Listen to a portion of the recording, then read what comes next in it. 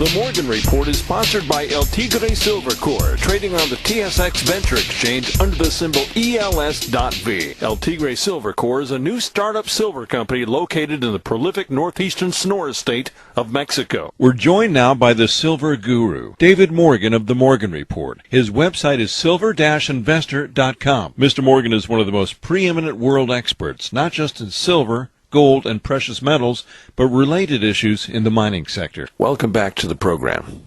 Oh, it's great to be with you. David, last week we discussed your posted video on your Silver Guru YouTube channel called A Frightening Worldwide Currency Crisis. Many people think that the U.S. dollar could trump gold right now, and it certainly looks like the dollar is doing well. Are these just lemmings running off a proverbial cliff? Somewhat. This is not really that hard to explain, and if I do an adequate job, and of course that's my goal, it's easy to understand. If you look at the John Exter pyramid, that's EXTER, it shows basically how the financial system is structured, and it's structured as an upside-down pyramid. Now, at the tip of the pyramid is gold and silver, which are your monetary metals, and they're exempt from any political pressure at some point. In other words, I'm not saying that there isn't some manipulation of the market. What I'm saying is that gold and silver march majestically as money, either in the free market or the black market or some combination thereof, but they're always money, they're always spendable, and they're always recognized as such. Okay, that's point number one. Now, just up from real money is currencies, and the currencies that are in the Exter pyramid are physical notes. In other words, dollar bills in the U.S. or euros if you're in Europe, or pounds if you're in Great Britain, or yen if you're in Japan, or dinar if you're in the Middle East, or Australian dollars if you're in Australia. So you get the point. It's physical cash. As things unwind, the least prudent investments, such as derivatives, are the ones that blow up first, which is what we've seen for years now. It started in August 2007, and it's continued. In fact, it got so bad for a while, we have what's called a financial crisis in 2008, and all the markets got hit, including the silver market. Gold even got whacked, but not nearly as bad as most other asset classes, as you would expect. There's a race to liquidity. There is a race to really safety. Now, most people are not familiar with the precious metals and what they represent and how they work and that type of thing, because there isn't a whole lot of information out there in the public domain as far as what precious metals really mean. You're not going to get a huge lecture on why you should have gold in your portfolio from somebody on CNBC or even Fox Business. So, of course, they'll have some gold pundits on there from time to time, myself included. But the truth of the matter is that really a stable financial system benefits everybody involved. That means basically anybody in the system. What we're seeing is a situation where people want security, so they're going to the best thing that they know, and that would be in the U.S. dollar bills. So they'll sell their house, they'll sell their 401k, they'll sell their stocks, they'll sell their bonds, and they'll get the cash. So there can be a big rush toward the bottom of the pyramid.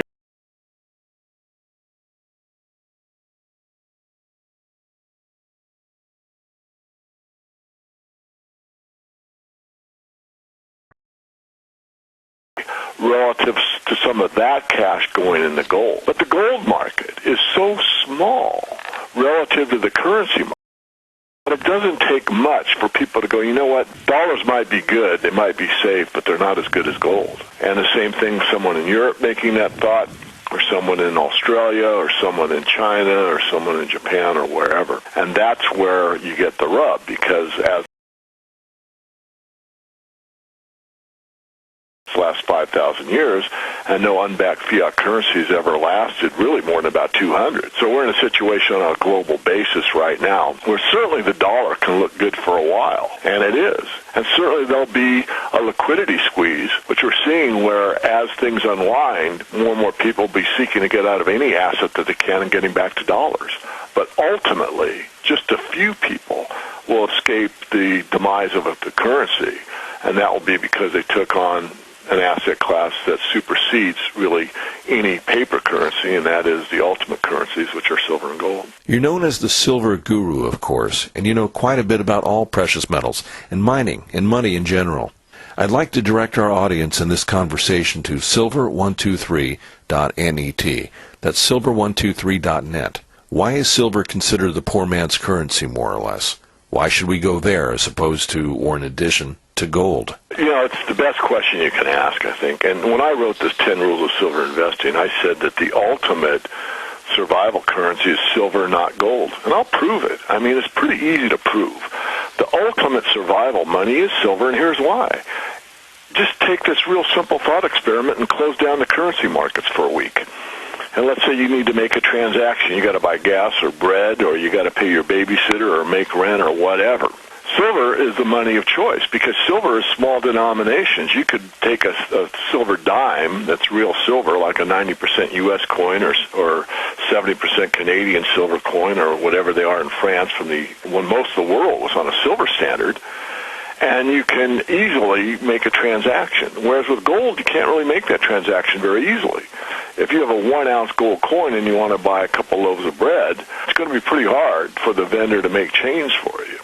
Now, I'm not saying that you couldn't use physical dollars and they wouldn't be accepted, because they probably would. But the point I'm making is that for the ultimate precious metals survival situation, silver, by far, is a better choice than gold. It just is. It's been that way. You got to remember that most of these gold-only types, and I have nothing against them, but I'm not gold-only. I think the best structure is a bimetal structure where you use silver and gold, and the free market determines the value of silver relative to gold and vice versa.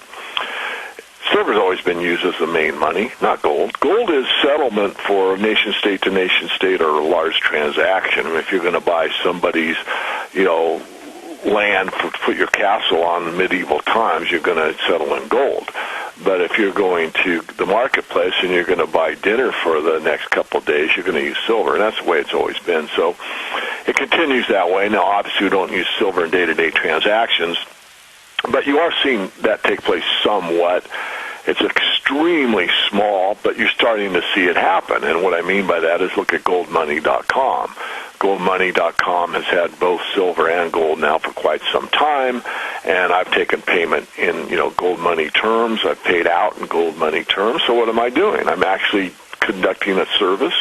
Payment, taking it in silver was my choice, and paying out in for a service that I want to somebody else vis-a-vis this goldmoney.com website, and paying them in physical metal. So this is kind of the start of what you see for a reenactment of, sound money. And goldmoney.com isn't the only website that settles in physical gold and silver. There are other entities that do something very similar. So it's the beginning, if you will. I mean, everything starts pretty small at the very beginning, and so you're starting to see that. The reason I like silver123.net so much is that it allows the little guy to get in dollar cost average. I think the minimum amount required is like $50 a month, which is not very much in today's world, and allows people to get started. I think that silver best serves almost everybody, but it gives the average person a better chance. I think there's more leverage in silver than there is in gold. I also think it fits better for people that are probably middle class or lower. Certainly I have nothing against gold. I think everybody should have some. It's just that, if you're in your 20s and you just got out of college and you can't find a job yet, gold might sound great, but can you really afford to start making gold coin purchases? And the answer is probably not. Whereas in that same scenario, if you live frugally, you might be able to put away, some silver during the course of the ongoing months ahead. So obviously I'm biased toward the silver market. I'm also one of the most studied in the silver market. And a lot of stuff that you read in the silver market is from sources that, not that you shouldn't trust them, but they really aren't that studied. I won't name the gentleman, but he's gold-centric, and he does a great job in history on why, gold did this and that, but he certainly hasn't read all the books I've read, because he makes this case that, gold did great in the 30s and silver didn't. The truth is, silver went from 25 cents at the bottom to 50 cents, which is a double. Whereas gold only went from $20.67 to $35, which is about a 75% increase. So on a percentage basis, they both went up, and silver went up more percentage-wise than gold did during the Great Depression. For crying out loud, that's a fact. No one can change that fact. Yet these people seem to just overlook that. I don't know why. People are certainly entitled to their own opinion, but they can't make up their own facts. That really annoys me. David, once again, another compelling broadcast. Thank you for your contribution. Again, the website we've been referring to is silver123.net. Thanks again for joining us today on the program. My pleasure, Ellis. Thank you. The Morgan Report has been sponsored by El Tigre Silver Corps, trading on the TSX Venture Exchange under the symbol ELS.V. El Tigre Silver Corps is a new startup silver company located in the prolific northeastern Sonora state of Mexico.